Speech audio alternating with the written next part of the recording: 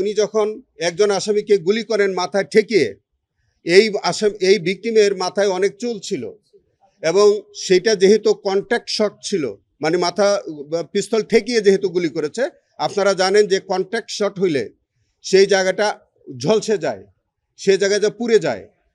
Contact shot হওয়ার কারণে সম্ভবত আগুন ধরে গিয়েছে এবং সেটাও বলছে যে তার লম্বা চুল হওয়ার কারণে, কন্ট্যাক্ট শট হওয়ার কারণে সেখানে আগুন ধরে, ওই চুলে আগুন ধরে গিয়েছিল এবং আশেপাশে যেসব লোকজন আছে তারা তখন এটা দেখে হাসাহাসিও করেছে।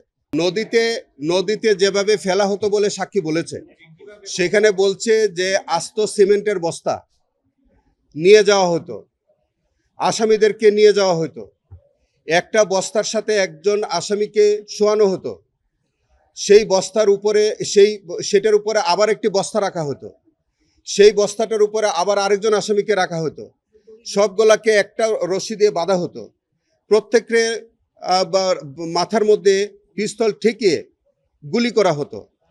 একটি বর্ণনায় এসছে যে উনি যখন একজন আসামিকে গুলি করেন মাথায় ঠেকিয়ে, এই ভিকটিমের মাথায় অনেক চুল ছিল এবং সেটা যেহেতু কন্ট্যাক্ট শট ছিল, মানে মাথা পিস্তল ঠেকিয়ে যেহেতু গুলি করেছে, আপনারা জানেন যে কন্ট্যাক্ট শট হইলে সেই জায়গাটা ঝলসে যায়, সেই জায়গায় যা পুড়ে যায়। কন্ট্যাক্ট শট হওয়ার কারণে সম্ভবত আগুন ধরে গিয়েছে এবং সেটাও বলছে যে তার লম্বা চুল হওয়ার কারণে, কন্ট্যাক্ট শট হওয়ার কারণে সেখানে আগুন ধরে, ওই চুলে আগুন ধরে গিয়েছিল এবং আশেপাশে যেসব লোকজন আছে তারা তখন এটা দেখে হাসাহাসিও করেছে। এবং আজকে আসামি এই সমস্ত সাক্ষী সময় তিনি নিজেও খুব উৎফুল্ল ছিলেন, তার কাছে কোনো অনুতপ্ত মনে হয়নি।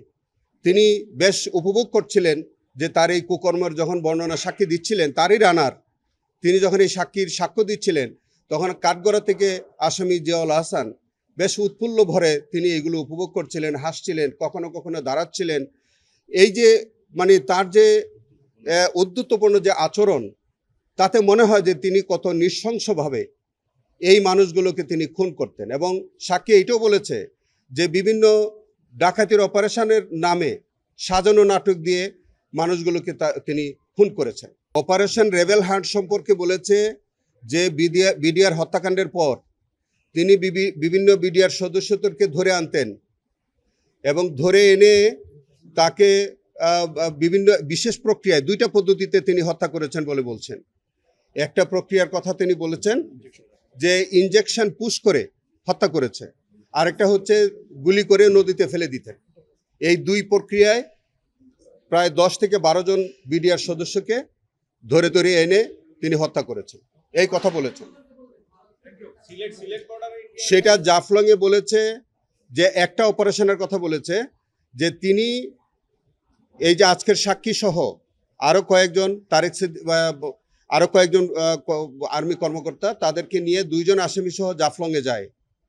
জাফলংয়ে যাওয়ার পরে ভারত থেকে সিভিল পোশাকে আরো 2 জন আসামিকে নিয়ে তারা আসে। ভারত থেকে যে 2 জন আসামি, তারা তাদেরকে সেই 2 জনকে হস্তান্তর করে, আর জিয়াউল আহসান যে 2 জনকে নিয়ে যায় সেই 2 জনকে ভারতের কাছে হস্তান্তর করে দেয়। এবং হস্তান্তরকৃত যে ভারত থেকে যে 2 জন আসামিকে আনা হয়, তাদেরকেও রাস্তায় গুলি করে হত্যা করা হয়। না, তাদের ভিকটিমদের অনেকেরই পরিচয় আমরা এখনো জানতে পারিনি।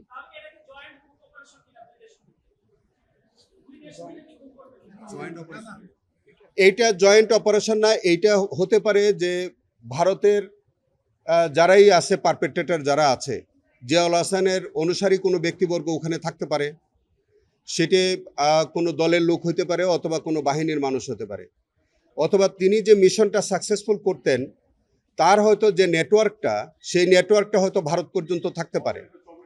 এবং সেই কারণে ভারত থেকে যে সিভিল পোশাকে যে 2 জন ব্যক্তিকে নিয়ে আসলো, তারা কি ভারতের নাগরিক অথবা বাংলাদেশের নাগরিক সেটা কিন্তু আইডেন্টিফিকেশন সম্ভব হয়নি।